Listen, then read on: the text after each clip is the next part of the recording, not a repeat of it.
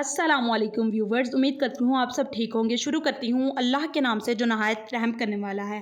میرا آج کا ٹاپک ہے گناہوں سے معافی۔ ایک دن رسول صلی اللہ علیہ وسلم نے حضرت عائشہ رضی اللہ تعالیٰ عنہ سے فرمایا، جو چاہے مانگو۔ حضرت عائشہ رضی اللہ تعالیٰ عنہ نے عرض کیا، وہ راز بتائیے جس سے تمام گناہ معاف ہو جائیں۔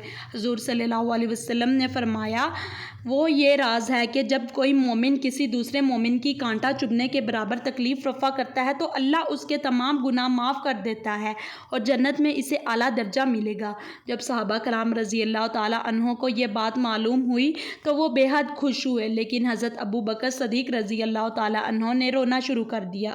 صحابہ رضی اللہ تعالیٰ عنہ کو تعجب ہوا۔ انہوں نے پوچھا، آپ کیوں روتے ہو؟